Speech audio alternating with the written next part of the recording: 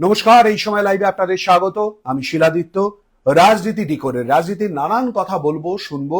আর এই মুহূর্তে আমাদের সঙ্গে রয়েছেন রাজ্যের নতুন মন্ত্রী তাপস রায়। তাপসদা, স্বাগত জানাচ্ছি। তাপসদা, নতুন মন্ত্রী, নতুন ভাবে পথ চলা, কেমন লাগছে? ঠিকই আছে। যা অবস্থা হয়েছিল সেটা থেকে তো পরিত্রাণ পেল এবং পরিত্রাণ দিল পশ্চিমবঙ্গবাসী। এছাড়া তো কোনো উপায় ছিল না। মানে গত 15 বছরে যা যা করেছে এই সরকার, এই শাসক দল, তো তাতে বঙ্গবাসীর সিদ্ধান্ত মানে মাথা পেতে সকলের তো আমরা নিয়েছি বটেই, আমরা কৃতজ্ঞ বঙ্গবাসীর কাছে, তারা বাংলাটাকে বাঁচিয়ে দিয়েছে। নাহলে এই বাংলার কি হতো জানি না। তবে তৃণমূল নাকি এখনো ভাবে, ধারণা বোধহয় এখনো তারা ক্ষমতায় আছে। বিশেষ করে মমতা ব্যানার্জি কে বুঝিয়েছে বা নিজেই বোঝেন যে উনি রিজাইন না করলে বোধহয় সরকার গড়তে পারবে না বিজেপি, এরকম একটা ব্যাপার। রিজাইনও করলেন না। আজকে আবার নাকি ধর্নায় ফর্নায় কি বসেছে নাকি শুনছি, লোকজন হয়নি। তাপসদা, ঠিক এখানেই প্রশ্ন। এই মুহূর্তে আমরা বিধানসভা থেকে আসছি। তাপসদা তো উপস্থিত ছিলেনই, আমরা বিধানসভার বাইরে ছিলাম। তাপসদা, এই মুহূর্তে ঋতব্রত বন্দ্যোপাধ্যায় বিধানসভায় গেছেন, যদিও স্পিকার আজকে উপস্থিত নেই। বেশ কয়েকজনের নামের তালিকা রয়েছে বলে জানা যাচ্ছে। আপনি ইতিমধ্যেই ফেসবুকে একটি রিপোস্ট করেছেন আর কি। তৃণমূলের ভাঙন শুরু। তৃণমূলের ভাঙন এবং তৃণমূল দলটা উঠে যাওয়া, এটা একেবারে অনিবার্য। তার কারণ দলটা তো রাজনৈতিক দলের মতন করে চালায়নি, চলেনি। এটা একটা পারিবারিক দল। মমতা ব্যানার্জির একটা ওই উইংসের ওপর তার ওই ঔদ্ধত্য, তার ওই অহংকার, তার ওই দম্ভ, তারপরে বাংলার দলের সর্বভারতীয় সাধারণ সম্পাদক, সেটাও একটা অদ্ভুত। মমতা নয় রাজনীতি করেছে, এই আইনটিউসি করেছে, ছাত্র করেছে কলেজে বা জেলা স্তরে, যুব করেছে রাজ্য স্তরে। এই তো কিছু করেনি। কিছু না করে মমতা ব্যানার্জির দয়ায় প্রথম পদই সর্বভারতীয় সাধারণ সম্পাদক। তার আগে কিসব যুবা টুবা, একটা রাজনৈতিক দলের কখনো তৃণমূল যুব কংগ্রেসও রয়েছে আর যুবা হয়েছে হয় কখনো? শুনেছ কখনো কোন রাজনীতি দলে? সে দলটার কি ভবিষ্যৎ? এক। দুই হচ্ছে যে একটা দিন হয়েছিল, আমি দলটা ছাড়ার কিছুদিন আগে, একই দিনে মমতা ব্যানার্জি একটা প্রোগ্রাম করছে বাবা সাহেব আম্বেদকরের স্ট্যাচুর সামনে। সেই দিনই যুব তৃণমূলের একটা প্রোগ্রাম করছে শহীদ মিনারে অভিষেক। এটা কোনোদিন শুনেছ কোনো রাজনৈতিক দলের মাদার অর্গানাইজেশন একটা জায়গায় পাশাপাশি প্রায় রেড রোড আর এই শহীদ মিনার? তো এই হচ্ছে ব্যাপার। তো সুতরাং তারপরে সমস্ত অরাজনৈতিক ধান্দাবাজ, তারপরে এই সমস্ত হাইপ্যাক, তারপরে এই চ্যাংড়া ছেলে মেয়ে, রাজনীতি বোঝে না, কোথা থেকে আসছে, কেন আসছে, কি করতে চায়, কি তাদের ইচ্ছা, কি তাদের অবজেক্ট, কি তাদের লক্ষ্য, কিছু জানে না। ধেই করে নাচলেই তো আর পার্টি হয় না। পার্টিটা একটা মন অন্তর থেকে ডিভোশন, ডেডিকেশনের একটা ব্যাপার থাকে। কিচ্ছু জানে না, কিচ্ছু বোঝে না, ধেই করে না। এখন তারা নেই, মানে তারা হচ্ছে পাওয়ার করিডোর, ক্ষমতার অলিন্দে ঘোরাফেরা বা ক্ষমতার সঙ্গে ছবি তোলা, ক্ষমতার সঙ্গে একটুখানি গা দিয়ে একটু মিছিলে হাঁটা, এই সমস্ত আর কি। তো কোনো এখন আর নেই। ব্যাস, আজকে মমতার ধর্নাতেও লোক নেই, এমএলএদের ডাকলেও যাচ্ছে না, কাউন্সিলরদের ডাকলেও যাচ্ছে না। আর অভিষেকের যেই সোনারপুরের যে ঘটনা, সেই ঘটনাতে কোথায় ওর এই সমস্ত যুব তৃণমূল আর টিএমসিপি? দম্ভ, অহংকার, টপ টু বটম দুর্নীতি, তারই সঙ্গে জনরোষ, রাগ চেপে রাখা, আর কি ফ্যাক্টর? যে কোনো জিনিস বৃহৎ আকারে হলেই জনরোষ বলা হয়। এটা তৃণমূলই রোষ। তৃণমূলের সমর্থক এবং তৃণমূল কর্মীদের রোষ, সেটাকে তুমি জনরোষ বলতে পারো? কেন বহরে যদি একটু বেড়ে যায় তাকে জনরোষী বলা হয় বা বলে। যে ধরা যে পড়েছে 6 জন, সে তো ওদের প্রাক্তন বিধায়ক ওই লাভলি মৈত্রের সব সাগরেদ। তাহলে তো সুতরাং সেটাকে তো আর অন্য কিছু বলে চালানো যাবে না। তারপরে কি বক্তব্য হয়েছিল, 2টো শ্মশান দেবে নাকি আমাদের পোড়ানোর জন্যে হিন্দুদের, একটা ফলতায় একটা ডায়মন্ড হারবারে। তারপরে বলেছিল যে 12টার পর অমিত শাহকে দেখা হবে, 4টের পর আমাদের ডিজে বাজাবে, মানে হাড়গোড় ভেঙে দেবে, এটাও বলেছে। লিস্ট সব তৈরি করে রেখেছে আমাদের সব। এখন ঈশ্বর মঙ্গলময়, ফলাফল উল্টো হলে কয়েকশো হাজার ছুঁই তার বেশি খুন হতো, মা বোনেদের ইজ্জত সম্ভ্রম লুট হতো, রক্তের নদী বয়ে যেত। তারই বন্দোবস্ত করেছিল এই তৃণমূল কংগ্রেস। আর মমতার অভিষেক সহ আরো অনেকেরই বক্তব্য, তাদের বয়ান বা তাদের যে উস্কানিমূলক প্ররোচনামূলক যে বক্তব্য ছিল, তাতে সেগুলো আরো বাড়ত, বেড়ে এই সমস্ত ঘটনাগুলো ঘটত। বাংলায় বিজেপি সেসব চায় না, পছন্দ করে না বলে আজ এই নির্বাচনী রেজাল্ট বেরিয়ে গেছে প্রায় 28-29 দিন। একদম এই 28-29 দিনে কারুর দোকান, কারুর বাড়ি, কারুর ঘরদোর, কাউকে ঘর ছাড়া হতে 5 বছর ঘর ছাড়া ছিল, এখন সব বাড়িতে ঘরে ঢুকছে। 5 years। এমপি এমএলএদের বিরোধী দল নেতাকে বারবার আক্রমণ, তাকে পুড়িয়ে দেওয়া, তার গাড়িতে অগ্নিসংযোগ করা, কি করেনি? খগেন আক্রমণের ঘটনা, মেম্বার পার্লামেন্ট, খগেন টাইটেলটা হচ্ছে খগেন মুর্মু। মুর্মু। খগেন মুর্মুকে তো মরে যেত, মারা যেত, তো বেঁচে গেছে ঈশ্বরের দয়ায়। তার তো মুখের হাড় ফাড় ভেঙে চৌচির, রক্তাক্ত। তাহলে পরে সেইখানে তাকে দেখতে গিয়ে মমতা ব্যানার্জি বড় ডাক্তারও হয়ে যান কখনো কখনো, বলছে প্রেশার, সুগার, কি লঘু করে দেখা কেন? দম্ভ, অহংকার, 15 বছর সরকারের ক্ষমতায় থাকা কি অন্যতম বড় কারণ হলো তুচ্ছ জ্ঞান করা মানুষকে?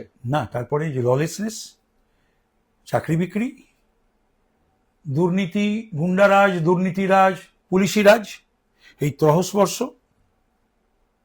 এইগুলোতে তো মানুষ ছটফট করছিল না। আজকে যখন রাস্তা শুনশান, একেবারে 4 তারিখ দুপুর 12টার পর থেকে তৎকাল বিজেপি একেবারে এই প্রসঙ্গ তুলে শ্রমিক ভট্টাচার্য, শুভেন্দু অধিকারী, আপনারা সবাই নেতৃত্ব বললেন এ ব্যাপারে কোনোভাবে জড়িত থাকবে না, প্রশাসন যখন প্রশাসনের ব্যবস্থা নেবে। ভোট পরবর্তী সন্ত্রাসের কথা আর তো শোনা যাচ্ছে না। না, শোনা 2021 যাচ্ছে না, কেন শুধু নয়, এসেছিল? আমি আমারটুকু বলতে পারি, আমাদের দলের সভাপতি শ্রমিক ভট্টাচার্য একবার নয়, বারবার, একদম।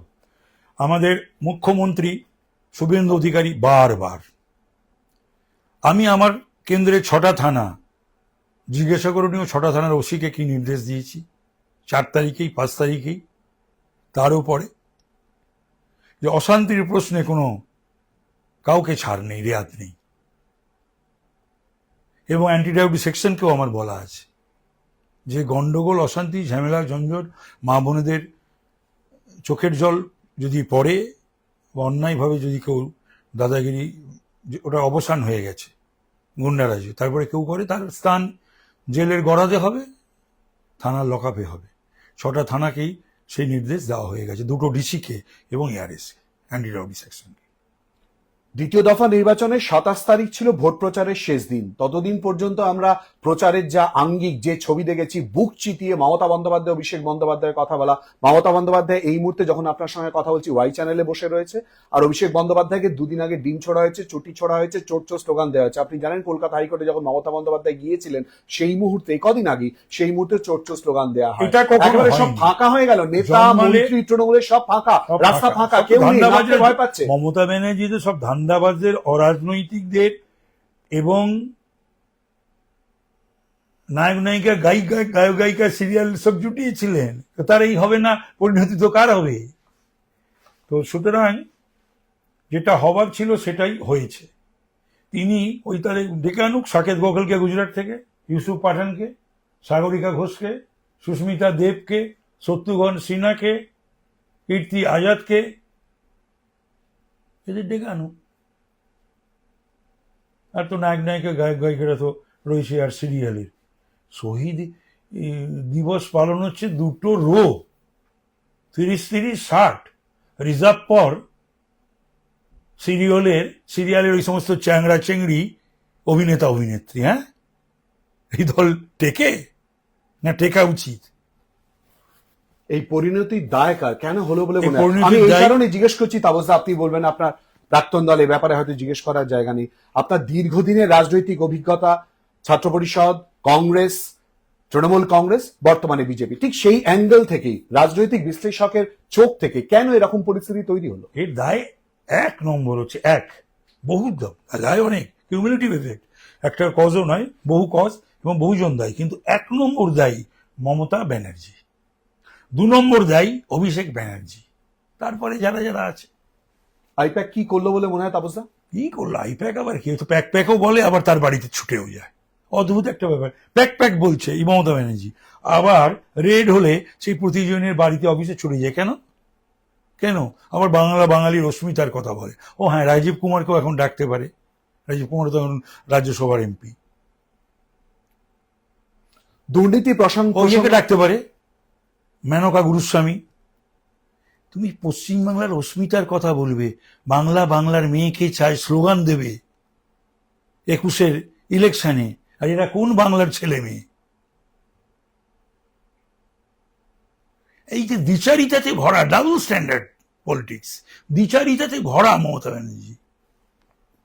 তাপসদা, কত কষ্ট হয়েছিল সেই সময় যখন কেন্দ্রীয় বাহিনীর উপস্থিতি, কেন্দ্রীয় তদন্তকারী দল তাপস রায়ের বাড়িতে, বড় বড় করে হেডলাইন, তাপস রায়ের বাড়িতে এই মুহূর্তে তদন্তকারী সংস্থা, চারিদিকে দেখা যাচ্ছিল সেই মুহূর্তে উপস্থিত রয়েছেন তদন্তকারীরা। সেই অস্বস্তির জায়গা, আর আজ 2026। না, সেটা তো করানো হয়েছিল, করিয়েছিল দল। আমাকে ডেকে এটাও বললো না তুমি দোষী, আবার নির্দোষী বলে লড়লও না। একটা বিবৃতিও মমতা ব্যানার্জি, অভিষেক ব্যানার্জি আমার সাথে কথাই বললো না, কথাই বলিনি, এটা ফোনও করেনি, বা ডেকে পাঠিয়ে কথা বলা, বা ওই স্পোক্স পার্সনরা, মুখপাত্ররা কিছু বলা, বা কেউ কিছু বলেনি। তো সুতরাং এগুলো সমস্তই, আমি যেহেতু দলের সমালোচনা করতাম, আমি বলতাম এরা অসৎ, চোর, এরা আসামি, এরা জেল খাটা আসামি, সব বলতাম। তারাই ব্যক্তিগত সম্পর্ক বা ইনফ্লুয়েন্স লাগিয়ে এটা করেছিল, কিন্তু তাতে কোনো লাভ হলো না, তাতে কোনো লাভ হয়নি। পশ্চিমবাংলার মানুষ এবং সব রাজনৈতিক দল সেদিন আমার পাশে দাঁড়িয়েছিল। আপনার প্রাক্তন দল বাদ দিয়ে? প্রাক্তন দল বাদ দিয়ে। বলেছিল তাপস রায়ের এই ধরনের নয়, সব রাজনৈতিক দল।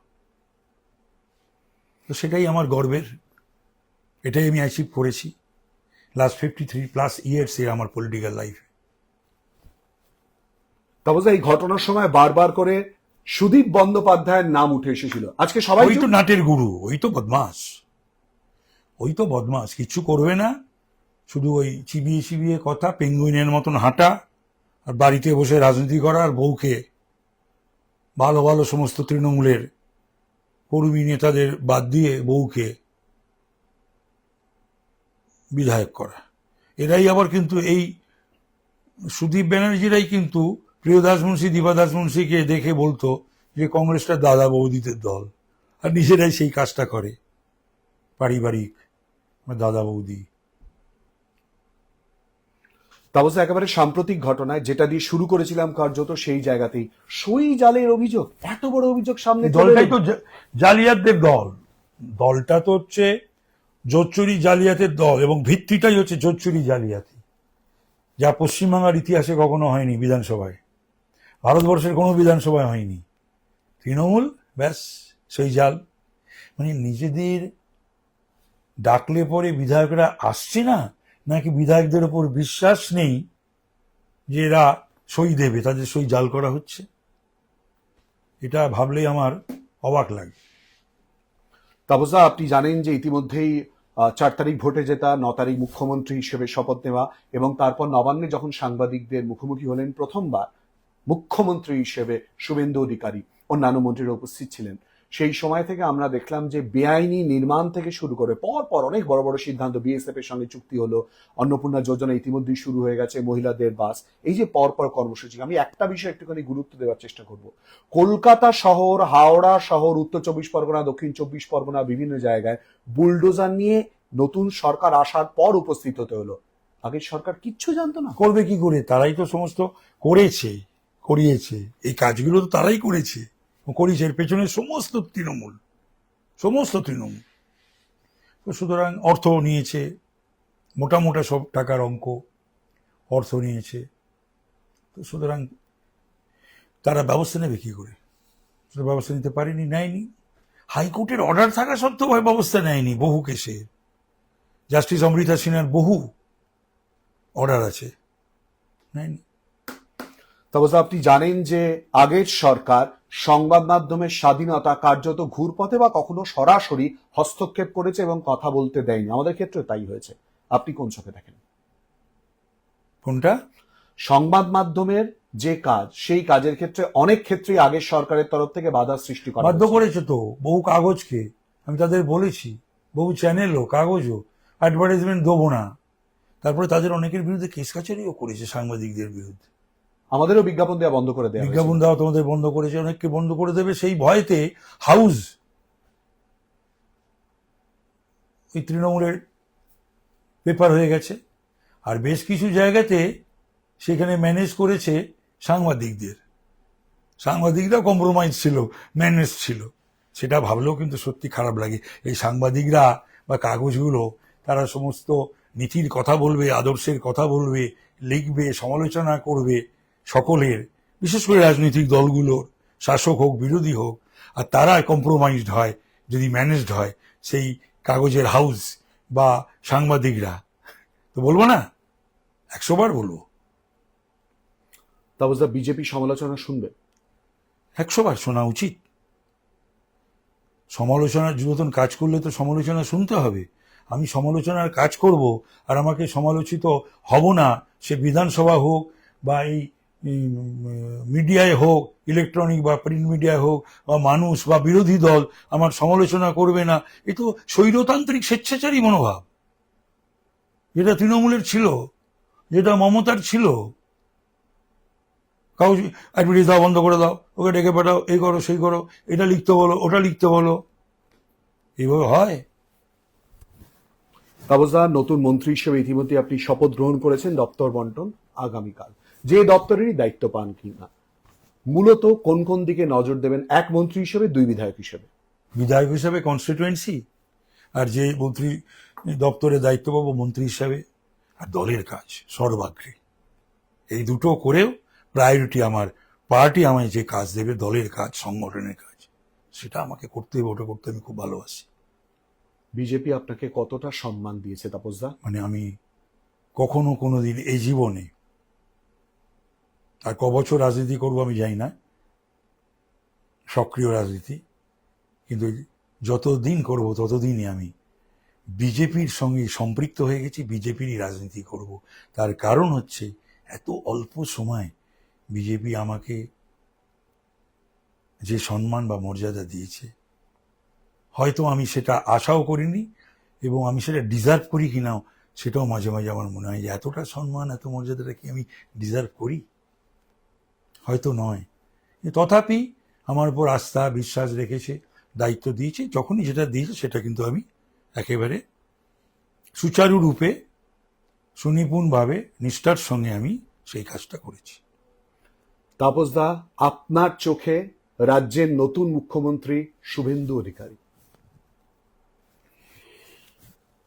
ভীষণ সংগ্রামী মানসিকতা, 5টা বছর জীবনের ঝুঁকি নিয়ে অবৈশা লিডার হিসেবে যেটাও করলো তার কোনো তুলনা নেই।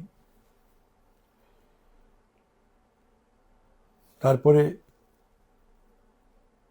অকৃতদার, ওর শয়নে স্বপ্নে জাগরণে সবসময় হচ্ছে রাজনীতি আর দল। তো সুতরাং ছুটতে পারে, খাটতে পারে, পরিশ্রম করতে পারে। সুতরাং আগামী দিনে শুভেন্দু অধিকারীর নেতৃত্বে আমাদের পশ্চিমবঙ্গে তো তলানিতে এসে থেকেছে, সমস্ত ক্ষেত্রে তলানিতে 15 বছরে পাঠিয়ে দিয়েছে। তার আগেও সরকারও এরা আবার বাড়িয়ে দিয়ে গেছে। তো সুতরাং এটা একটা চ্যালেঞ্জ আমাদের দলের কাছে, আমাদের কাছে, টিম শুভেন্দু অধিকারীর কাছে, সেই তলানি থেকে টেনে তোলা। বাংলার যে গৌরবময় অধ্যায় ছিল, গরিমা ছিল, ঐতিহ্য ছিল, সেইখানে আবার ফিরিয়ে আনা খুব কঠিন কাজ। সেই কঠিন কাজটা কিন্তু আমাদের সকলকে মিলে করতে হবে। তাপসদা, আমার শেষ প্রশ্ন, দীর্ঘদিন কংগ্রেসী রাজনীতি করেছেন, ছাত্র পরিষদ দিয়ে শুরু হয়েছে, তারপর তৃণমূল কংগ্রেসে যোগদান, বর্তমানে বিজেপিতে, এই মুহূর্তে রাজ্যের মন্ত্রী, নতুন মন্ত্রী, শপথ নেওয়ার পরই এই সময় লাইভে স্টুডিওতে এই মুহূর্তে আমাদেরও ভালো লাগছে, লাইভ অ্যান্ড এক্সক্লুসিভ তুলে ধরছি। বৌদি কি বলছেন, ছেলে মেয়ে কি বলছেন? ছেলে মেয়ে আমার মন্ত্রী বিদেশে, হওয়ার পর, তারা বিদেশে অবশ্যই বিদেশে, এবং আমার মিসেস বা ছেলেমেয়েরা সাধারণত বাবার বা স্বামীর শুধু শরীরের চিন্তা ভাবনা করে, পরিশ্রম বেশি হয় বলে। এছাড়া তারা পলিটিক্সে কোনো দিনই আমার পরিবারের কেউ ইন্টারভিন করে না। না, কিন্তু মন্ত্রী হওয়াটা তো একটা বিশাল ব্যাপার, একটা আলাদা সম্মানের ব্যাপার, সেটা জানার পর তো একটা মিনিমাম প্রতিক্রিয়া প্রত্যাশিত। দুজন বিদেশে রয়েছে বললাম, ছেলে মেয়ে, কথা হয় তাদের সঙ্গে। বাবা মন্ত্রী হয়েছে, নিশ্চয়ই তারা ভালো লাগারই কথা। আর স্ত্রী আমি নিয়ে গেছিলাম, ও সাধারণত একটু এসবের থেকে একটু দূরে থাকতেই ভালোবাসে, কিন্তু কালকে আমি অনেকে বলাতে আমি লোকভবনে নিয়ে গেছিলাম, আমার শপথ অনুষ্ঠানে গেছিলেন। অনেক ধন্যবাদ তাপসদা, অনেক কিছু বিষয় জানলাম, হয়তো আরো অনেক কিছু বাকি থেকে গেল। আপনাদের একটা সত্যি কথা বলি ক্যামেরার সামনে, তাপসদা বিধানসভায় ছিলেন এবং রাজনীতির মানুষ, সবে মন্ত্রী হয়েছেন, দৌড়চ্ছেন নানান বিষয় নিয়ে। সত্যি বলছি, তাপসদার খাওয়া পর্যন্ত ভালোভাবে হয়নি, দৌড়ে আমাদের সঙ্গে স্টুডিওয়ে চলে এসেছেন, তার জন্য একটা বাড়তি থ্যাঙ্কস অবশ্যই করে ধন্যবাদ তাপসদা। আরো অনেক গল্প, আরো অনেক কথা, রাজনৈতিক কথা হয়তো বাকি থেকে গেল, কিন্তু তার জন্য অপেক্ষা করতে হবে সময়ের জন্য। আর আপনাদের চোখ থাকুক এই সময় লাইভে। ভালো থাকবেন, সুস্থ থাকবেন।